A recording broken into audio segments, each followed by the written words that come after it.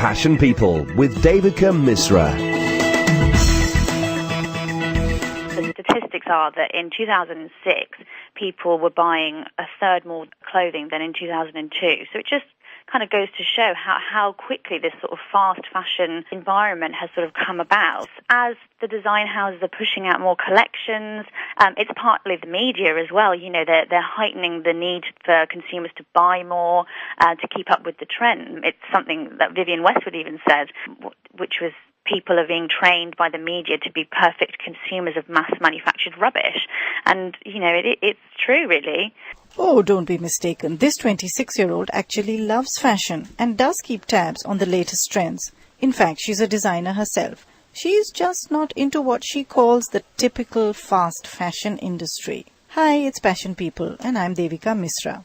My guest today is UK-based Charlotte Ross, a designer and retailer who believes that fashion should be about the environment. There are designers who are consciously working against this sort of fast fashion movement and developing more responsible and sustainable approaches to their designs. Not to mention, you know, designers who are making conscious decisions to incorporate sustainable fibres and sustainable fabrics into their work and their collections as well. But fashion is not supposed to be sustainable. It promotes quite the opposite, doesn't it? Perhaps it's not supposed to be, but that is kind of the reality of the situation. You know, if fashion doesn't become more sustainable, we simply won't have enough resources left.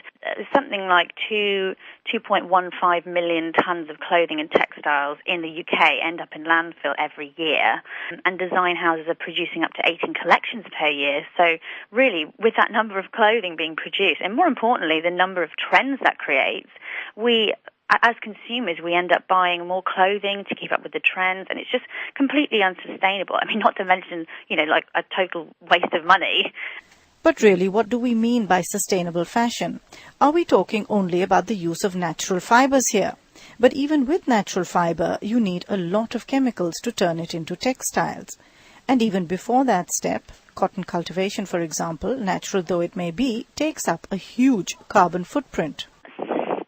Well, it really kind of depends on your understanding or what you consider to be sustainable. So the fact that they're using natural fibres is very sustainable. But as you mentioned before, I mean, the cultivation of organic cotton uses up a huge amount of energy, and again, it uses loads of pesticides and things like that. So yeah, there is a kind of a balance of what sustainability is.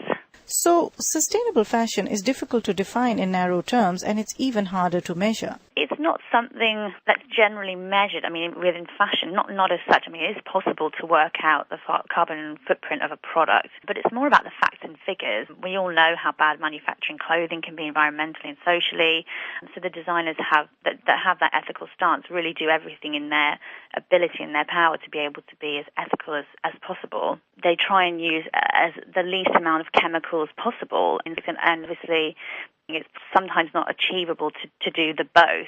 But yeah, it's certainly a start.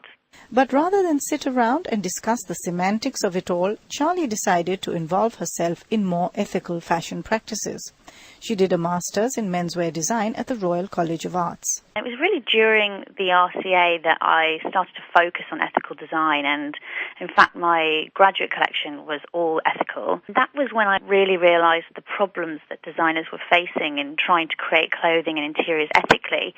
The sourcing of the fabrics, the manufacturing, the dye labs, it was just so time-consuming, and I couldn't really believe that there wasn't any one place to find out all the information. And so she decided to do something about that. When I graduated, I continued with my own fashion, and I was doing some freelancing, design and consulting. But I decided to put that to one side and try and solve the problems that I was having as an ethical designer, and that's when I set up offsetwarehouse.com. I just felt like there was just such a huge gap, and it was really, I just felt like I needed to start Offset Warehouse. The business is essentially an online portal. Offset Fashion Warehouse brings together everything that people need to be ethical in fashion and interiors. It's sort of like a big resource centre. It's a one-stop shop for fabrics and haberdashery, and there's a big ethical directory where if you need something manufactured ethically, or you need a designer who can print with, azo-free dyes, it's a type of kind of chemical that's very harmful to the environment. But Charlie's aims go beyond purely environmental concerns. She aims to be ethical in a larger context by addressing social issues as well.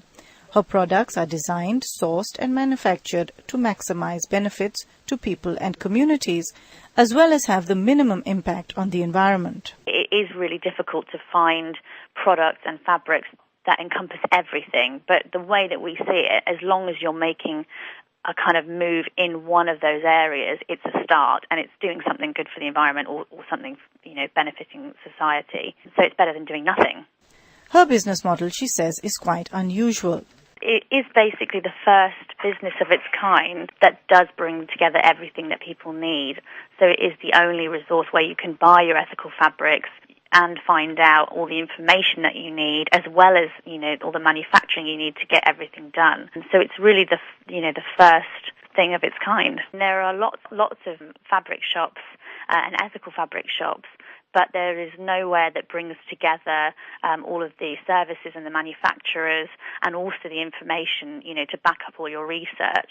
Yeah, we're the only place in the world. But Charlie, whenever people hear this word sustainable fashion, you might think like of a big name like Stella McCartney or something. Yeah. And then you immediately think, the cost will be huge just because they've slapped a label on it. Yeah, that has been one of the kind of perceptions, I suppose, of ethical fashion, is that it's very expensive. And I think for a while it was very expensive, and as it's become more of an accepted fashion and almost like a trend, I suppose, designers have kind of understood that this is one of the things that prohibits people from buying it.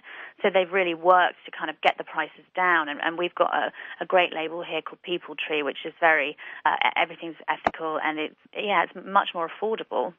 And it's getting more affordable as the trend appears to be catching on. There was a report by Mintel, which is a market research site, that estimates that the market for ethical clothing had more than quadrupled over the last 4 to 5 years to reach about £175 million just in the UK, even though overall consuming spending had only increased by 58% in the same amount of time.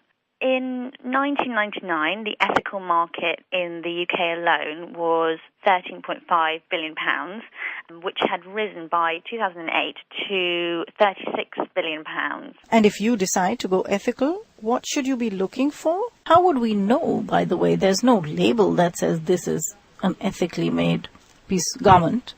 Is there? No, there isn't a label as such. I mean, it's generally something that is promoted by the brand. They are developing different initiatives so that if you see a label which is from this initiative, you know that it's been manufactured sustainably. And obviously there's the fair trade label. So yeah, that's kind of increasing, and that's definitely becoming more widely accepted and kind of noticed by consumers. And who should you be looking out for? There are a couple of big fashion designers or up and coming, which is even more exciting, I think. So people like Ada Zanderton, who has just sort of been on the scene for a couple of years, and she makes these fantastic printed garments, and they're all so wearable and so desirable, which I think is really important.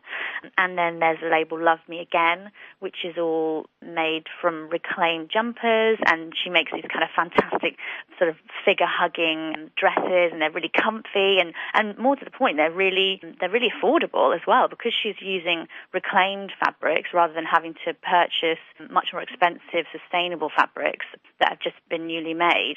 She's managed to keep the price points really affordable. Charlie Ross is a participant this year in the annual award for ethical online retailer sponsored by the UK-based Guardian newspaper. She was talking to me, Devika Misra, for Passion People on 938 Live.